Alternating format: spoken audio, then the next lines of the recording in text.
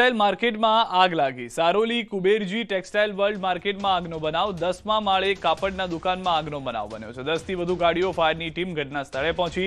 આગ લાગતા અફરાતફરીનો માહોલ સર્જાઈ ગયો છે। આગ કાબૂમાં આવી ગઈ। કોઈ મોટી જાનહાની અને નુકસાની નથી થઈ તેવી પણ જાણકારી મળી રહી છે। तो दृश्यों में आपने बतावी रहा है बने आग एक घटना कि जेमां भारे आग लागी हती। 10मा माळथी धुमाड़ा निकली रहा है। बीजी तरफ फायरनी गाड़ीओ घटना स्थळे पहोंची। फायरना जवानों तरफथी सतत पाणीनो मारो चलाववामां आव्यो। 10मा माळे आग होवाने कारणे थोड़ी घणी मुश्केलीनो पण सामनो करवो पड्यो हतो, परंतु फायરના जवानोनी बहादुरीना कारणे आग पर काबू मेळववामां सफलता मळी छे। अडिंगो जमावता ढोर मामले आखिर सुप्रीम कोर्टे महत्वपूर्ण आदेश कर्यो छे। सुप्रीम कोर्टे निर्देश कर्यो छे कि हाईवे रस्ताओं परथी रखड़ता पशुओने हटाવો। साथ ज होस्पिटल बस स्टेन्ड परथी रखड़ता श्वानोने पकड़ी नसबंधी करीने शेल्टर होममां राखो। सुप्रीम कोर्टे रखड़ता श्वाननो संबंधित केसमां चुकादो आप्यो कि राजस्थान हाईकोर्टनो निर्णय देशभरमां लागू थशे। बधा राज्य अने राष्ट्रीय धोरीमार्गो परथी रखड़ता प्राणीओने दूर करवा जोईए। रखड़ता श्वानोने न प्रवेश आवे ए माटे होस्पिटल, शाळाओ अने कॉलेज केम्पसमां वाड़ करवी जोईए। कोर्ट आदेश आपी चूकी छे कि तमाम राज्यना मुख्य सचिवोए आ निर्देशनुं कड़क पालन सुनिश्चित करे। 3 अठवाडियामां स्टेटस रिपोर्ट अने सोगंदनामું दाखल करवामां आवे। आ केसनी आगामी सुनावणी હવે 13 જાન્યુઆરીએ થશે। રખડતા પ્રાણીઓની હાજરીની જાણ કરવા માટે તમામ રાષ્ટ્રીય ધોરીમાર્ગો પર હેલ્પલાઇન નંબરો હશે।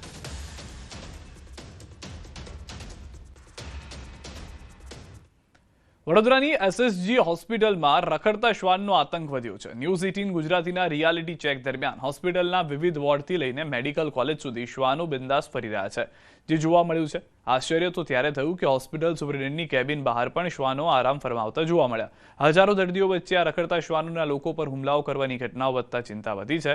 મહત્વનું છે કે સુપ્રીમ કોર્ટે શૈક્ષણિક સંસ્થાઓ, હોસ્પિટલ અને બસ સ્ટેન્ડ સહિત જાહેર સ્થળોએથી રખડતા કૂતરાઓનું દૂર કરવાનો આદેશ આપ્યો છે। કોર્ટે નિર્દેશ આપ્યો છે કે 8 અઠવાડિયામાં તેના આદેશનો અમલ થવો જોઈએ। આવા રખડતા શ્વાન અને બીજા પ્રાણીઓ ન ઘૂસી જાય એ માટે અમે પૂરતા પગલાં લઈએ છીએ। આ માટે અમારા સિક્યુરિટી અને બીજા સ્ટાફને પણ સૂચના અપાયેલી જ છે। અને તો પણ આવા જેવા બી બનાવો બને છે તો એનું અમે તરત નિરાકરણ કરીએ જ છે। પીઆઈયુ સાથે મીટિંગ કરી આનું પણ યોગ્ય નિરાકરણ આવે એવે પણ આગળ પગલાં લઈશું।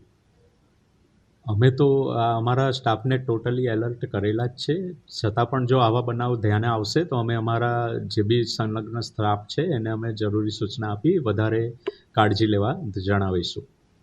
मध्य गुजरातनी सौथी मोटी सयाजी होस्पिटलना विविध वोर्डमां रखड़ता श्वाननो त्रास छे। समाचार तमे अनेक वखत जोया हशे, परंतु अत्यारे अमे तमने जे दृश्यो बताववा जई रह्या छे ते खूब ज चौंकावनारा दृश्यो छे। चौंकावनारा दृश्यो एटला माटे कही शकाय कारण के आ जे रखड़तुं श्वान छे ए तमे जोई शको छो अने बिलकुल तेनी पाछळ बरोडा मेडिकल कॉलेज जे छे तेनो ब्लॉक जोवा मळी रह्यो छे। बीजी नवाईनी वात जो करवामां आवे तो आ श्वान जे जग्या पर बसी रह्युं छे ते सयाजी होस्पिટલના સુપ્રિન્ટેન્ડન્ટની ઓફિસ છે। સુપ્રિન્ટેન્ડન્ટની ઓફિસ અને શ્વાન બંનેના દ્રશ્યો જે છે તેમને બતાવવાના પ્રયત્ન કરીશું। તમે દ્રશ્યો જોઈ રહ્યા છો કે સયાજી હોસ્પિટલના જે સુપ્રિન્ટેન્ડન્ટ ડૉક્ટર રંજન અય્યર અહીંયા બેસે છે અને તેની બિલકુલ બહાર આ જે રખડતું શ્વાન છે તેનો આતંક જે છે તે જોવા મળી રહ્યો છે। આ જ રીતે સયાજી હોસ્પિટલના જે જુદા જુદા વોર્ડ છે ત્યાં દર્દીઓ વચ્ચેથી રખડતા શ્વાન પસાર થતા હોય છે। કેટલીક વખત એવા કિસ્સા પણ બન્યા છે કે રખડતા શ્વાન જે છે તે દર્દીઓ પર હુમલો પણ કરી દેતા હોય છે। ત્યારે અહીંયા આવતા જે ગરીબ ઘરના દર્દીઓ છે તેઓ આ શ્વાન સામે લાચાર જોવા મળી રહ્યા છે અને તંત્રનું ઉદાસીન વલણ જે છે તે રખડતા શ્વાન મામલે જોવા મળી રહ્યું છે। હાર્દિક દીક્ષિત, ન્યૂઝ 18 ગુજરાતી, વડોદરા। બિહારમાં એનડીએને 160 બેઠકો મળશે। રાજનાથસિંહનું આ નિવેદન છે। ન્યૂઝ 18 પર બોલ્યા છે રક્ષામંત્રી રાજનાથસિંહ। લોકોનો ઉત્સાહ જોરદાર છે તેવું તેમનું કહેવું છે। તો અમારા તરફથી જે ઇન્ટરવ્યૂ કરવામાં આવ્યો હતો તેમાં ન્યૂઝ 18 ગુજરાતી સાથેના એક્સક્લુઝિવ ઇન્ટરવ્યૂમાં આ વાત કરવામાં આવી છે। રાજનાથસિંહ સાથેની આ બેઠકની અંદર આ ચર્ચાની અંદર અલગ અલગ મુદ્દાઓ પર ચર્ચા કરવામાં આવી હતી। आपने बिहार में बहुत रैलियां एड्रेस की हैं, आप काफी सक्रिय हैं।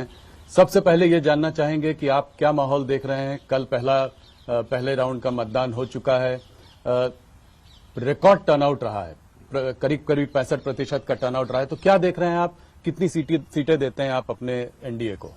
वैसे हम लोगों की जो सार्वजनिक सभाएं हो रही हैं उसमें जो पब्लिक का रिस्पांस जिस प्रकार से प्राप्त हो रहा है उसे देखते हुए मेरा स्पष्ट मत है सरकार तो बनेगी, लेकिन 2/3 की मेजॉरिटी भी एनडीए को हासिल हो सकती है। 160 से ज्यादा सीट। 160 से ज्यादा सीटें।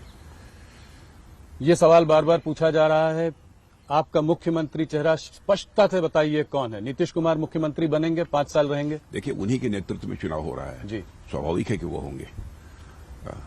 डिप्टी सीएम एक भारतीय जनता पार्टी का, एक चिराग पासवान की पार्टी का, ऐसा मत बनेगा? अब जो कुछ भी होगा भविष्य में, वो सभी लोग मिलजुल कर उसको बैठकर तय करेंगे कि क्या करना क्या नहीं करना। હવે ગુજરાત આવતા પ્રવાસીઓને દારૂની online permit Gandhinagar gift city માટે એપનું ટ્રાયલ રન પૂર્ણ ટૂંક સમયમાં રાજ્યમાં થશે અમલ। હવે બીજા તબક્કે સુરતની diamond Burj, statue of unity, Kutch અને અન્ય મહત્વના પ્રવાસી વિસ્તારોમાં પણ આ સિસ્ટમ અમલમાં મૂકવાની યોજના છે। ગુજરાત સરકારે રાજ્યમાં દારૂ પરમિટ મેળવવાની પરંપરાગત કાગળ આધારિત પ્રક્રિયા સરળ બનાવીને તેને ડિજિટલ સ્વરૂપે ઓનલાઈન ઉપલબ્ધ કરાવવાનો નિર્ણય કર્યો છે। હવે રાજ્યમાં આવતા દેશ વિદેશના પ્રવાસીઓને દારૂની પરમિટ માટે કચેરીઓની લાંબી પ્રક્રિયામાંથી પસાર થવું નહીં પડે।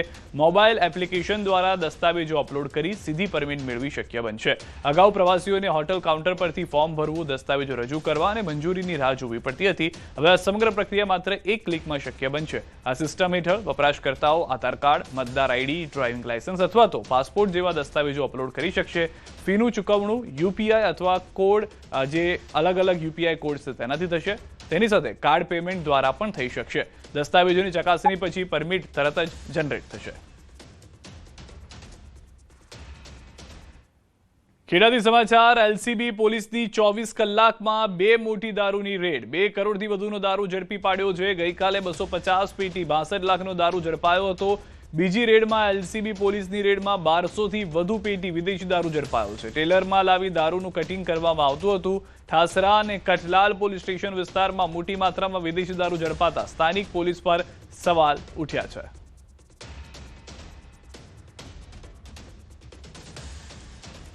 રખડતા ઢોર સામે પગલા ભરવા નિર્દેશ કર્યો છે, પરંતુ સમસ્યા વધી રહી છે। ભરૂચમાં રખડતા ઢોરના ત્રાસના 2 બનાવો ચોંકાવનારા છે। રખડતા પશુના હુમલાની વધુ એક ઘટના સામે આવી।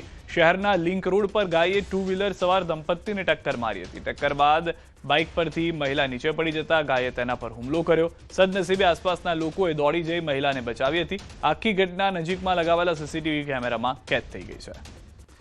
તો નગરજનોમાં રખડતા પશુઓના વધતા આતંકને લઈને રોષ જોવા મળી રહ્યો છે। લોકો દ્વારા નગરપાલિકાને આ બાબતે તાત્કાલિક પગલાં લેવા અને લિંક રોડ સહિત શહેરના મુખ્ય માર્ગો પરથી રખડતા પશુઓને દૂર કરવાની માંગ ઉઠાવવામાં આવી રહી છે।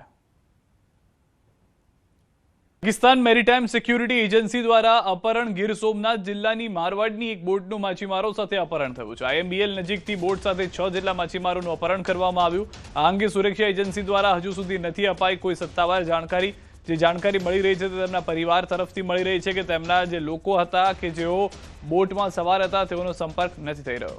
વધુ માહિતી ન્યૂઝ 18 સંવાદદાતા પ્રતિશ પાસેથી મેળવીશું। પ્રતિશ, સમગ્ર ઘટના શું ઘટી છે?